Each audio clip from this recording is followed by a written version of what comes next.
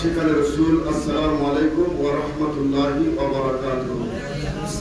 মহান আল্লাহ তাআলার দরবারে লাখো শুকর যে আল্লাহ পাক আমাদেরকে মাহে রবিউল আউয়ালের এই মুবারক চাঁদে হুজুরের মহব্বতে আমরা 10টি জুলুস করতে পেরেছি। আমরা বলি আলহামদুলিল্লাহ। এই 10টি জুলুস ছিল, আছে এবং ইনশাআল্লাহ কিয়ামত পর্যন্ত এই জুলুস থাকবে।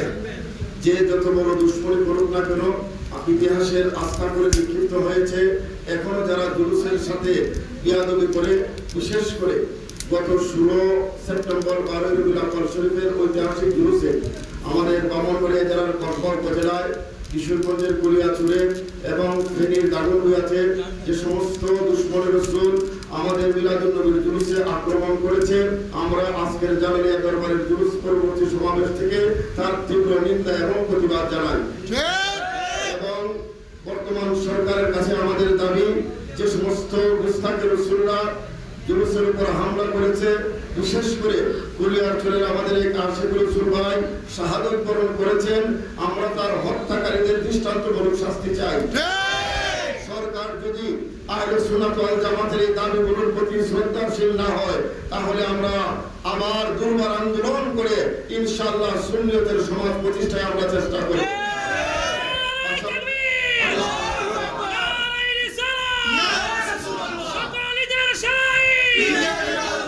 পাশাপাশি আমরা যে জায়গায় আজকে জুলুস করেছি, এখানে 360 আউলিয়ার অন্যতম সৈয়দ নাসিরউদ্দিন সিবহান সালার রহমাতুল্লাহ আলাইহি সহ 120 আউলিয়ার এই স্মৃতি বিচলিত মোরানগঞ্জের পাশে এই চুনারগাঁ। দুঃখজনক হলো সত্য, ওই আপনার অভিশপ্ত খারেজিরা এবং সালাফিরা মাযহাবিরা, যারা আল্লাহর ওলিদের দুশমন, দ্বীনের দুশমন, এরা বর্তমান সময়কে পুঁজি করে শত শত মাজারকে তারা ভাঙা শুরু করেছে।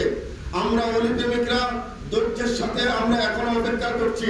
সরকার যদি তাদেরকে দৃষ্টান্তমূলক শাস্তির ব্যবস্থা না করে, তাহলে শাহজালাল, নাসিরউদ্দিন বাবা সিবহান সালারের উত্তরসূরিরা, জালালের উত্তরসূরিরা যদি অস্ত্র নিয়ে মাঠে নামে, লাঠি নিয়ে মাঠে নামে, তাহলে এই সমস্ত খারিজিরা বাংলার জমিনে ঠাঁই পাবে না।